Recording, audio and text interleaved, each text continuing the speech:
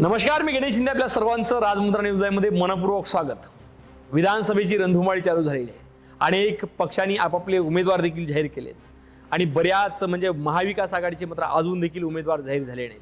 काही महत्त्वाची एक दोन नावं त्यांनी सांगितली, परंतु उमेदवारी अजून जाहीर झालेली नाही. याचं कारण असं असावं की महाविकास आघाडीमध्ये उमेदवारी कुणाला दिली जावी किंवा ही बंडखोरीच्या भीतीमुळं किंवा एकाच ठिकाणून तीन पक्षाचे उमेदवार असल्यामुळं कुणाची समजूत काढण्यामध्ये मनधरणी करण्यामध्ये वेळ जातो काय, किंवा एखाद्यावर असे वाटते की महाविकास आघाडीचं कुठं फिसकून तिन्ही जर वेगवेगळे निवडणूक लढवतात असं देखील काही सांगता येत नाही. कारण की आता आपण पाहिलं आहे की भाजपाची पहिली यादी आली, अजितदादाची देखील यादी आलेली आहे. त्यासोबत एकनाथ शिंदेंनी टायमिंग साधला आणि शिवसेनेची 45 जणांची पहिली यादी जाहीर केली. एकनाथ शिंदेंचा मतदारसंघही झाला जाहीर आणि जाणून घ्या या यादीमध्ये शिवसेनेने कोणत्या दिग्गजांना स्थान दिलं आहे. आणि निवडणूक अर्ज भरण्यासाठी सर्वच पक्षांच्या कार्यालयामध्ये धावपळ सुरू आहे. अनेक ठिकाणी बंडखोरी होण्याची शक्यता नाकारता येत नाही.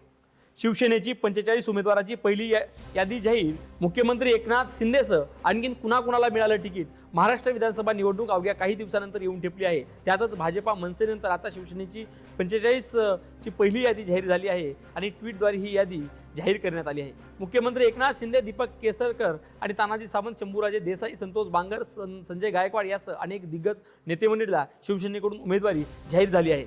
शिवसेनेच्या मध्यवर्ती कार्यालयातून ही पहिली यादी जाहीर करण्यात आली आहे आणि 60 जणांची पहिली यादी जाहीर केली जाऊ शकते अशी चर्चा होती, परंतु 45 जणांची पहिली यादी जाहीर केली गेली. यामध्ये एकनाथ शिंदे यांनी त्यांच्यासोबत गेलेल्या आमदारांना पुन्हा संधी दिल्याचं दिसून येत आहे.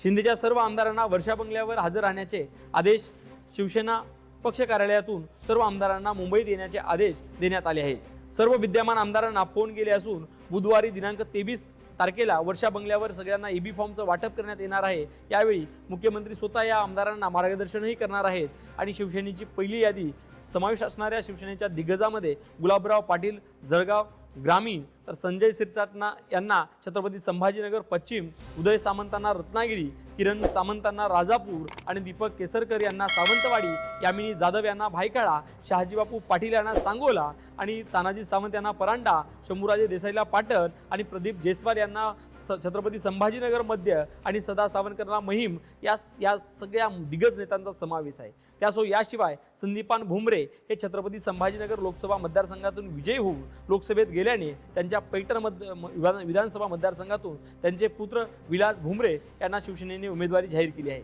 तर सिल्लोड मतदारसंघातून अब्दुल सत्तार यांना उमेदवारी जाहीर केली आहे. या ठिकाणी खरं तर भाजपाच्या इच्छुकांची मतदारसंघावर दावा सांगितला जात होता, मात्र आता हा मतदारसंघ शिवसेनेकडे गेला असल्याने या ठिकाणी सत्तारांना नाराजींची मनधारणी करावी लागणार असल्याचं देखील चित्र समोर येते.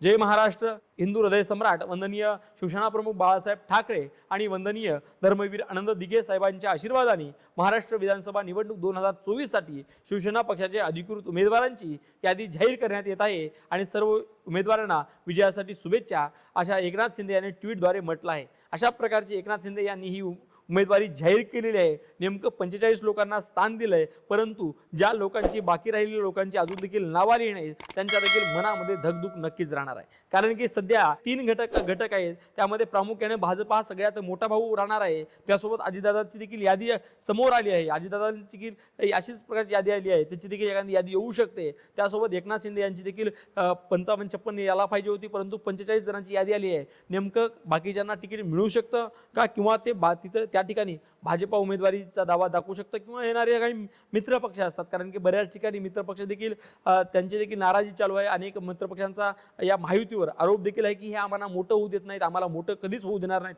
अशा आरोप करून काही जे बाहेर गेलेले छोटे मोठे जे मित्र पक्ष आहेत यांच्यासाठी देखील राखीव ठेवलं जात आहे. परंतु यावेळी 2024ला कुठेतरी खंत वाटते, कारण की दिनांक 22 तारखेपासून म्हणजे कालपासून उमेदवारी अर्ज भरण्याची प्रक्रिया चालू झाली असताना देखील बऱ्याच पक्षांना अजून देखील उमेदवारी जाहीर केलं नाही. कारण की 20 तारखेला येणारी ही निवडणूक आहे. मग ह्या 20 तारखेला येणाऱ्या निवडणुकीसाठी प्रचार करण्यासाठी जवळपास एका गावामध्ये 200-300 गावं असतात. प्रत्येक गावामध्ये जाऊन त्या लोकांना तिथलं विजन दाखवणं गरजेचं आहे, कारण की त्यांना एक ब्ल्यूप्रिंट देणं गरजेचं असते की आम्हाला हे काम करायचं आहे. त्यामुळे कुठेतरी वेळ कमी पडतो की काय असं देखील वाटतंय. त्यामुळं ज्या काही मनधारण्या असतील, ज्या काही अडचणी असतील, जे काही बंडखोरी करणारे उमेदवार आहेत त्यांचा कितीही जरी अभ्यास केला, करणारी माणसं शक्यतो बंडखोरी करतच असतात.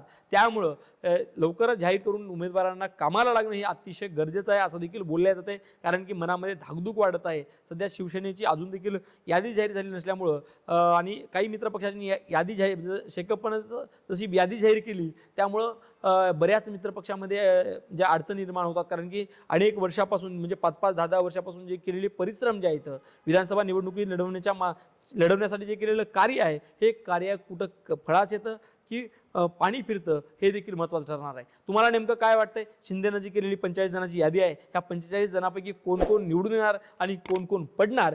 जर तुम्हाला जे काही वाटतंय कोणत्या पक्षानं कधी उमेदवारी दिली पाहिजे, तुमच्या मतदारसंघातून कोणत्या उमेदवाराला उमेदवार योग्य असेल आणि कोणत्या पक्षाकडून कोण निवडून येऊ शकेल हे देखील आमच्या राजमुद्रा न्यूज लाईव्हच्या कॉमेंट बॉक्समध्ये टाकून आम्हाला कळवू शकता. नक्कीच तुमच्या प्रत्येक कॉमेंटचं प्रत्येक प्रश्नाचं आम्ही आदर करून नक्कीच येणारे विश्लेषण देखील तुमच्या माध्यमातून आम्ही करू. तुम्हाला जे आवडणारे व्हिडिओ असतील ते लाईक करा, शेअर करा, सबस्क्राईब करत राहा आणि आवडत असतील किंवा जर एखाद्या मतदारसंघाचं विश्लेषण घ्यायचं असेल ते देखील आम्हाला कॉमेंट टाकून कळू शकता. धन्यवाद.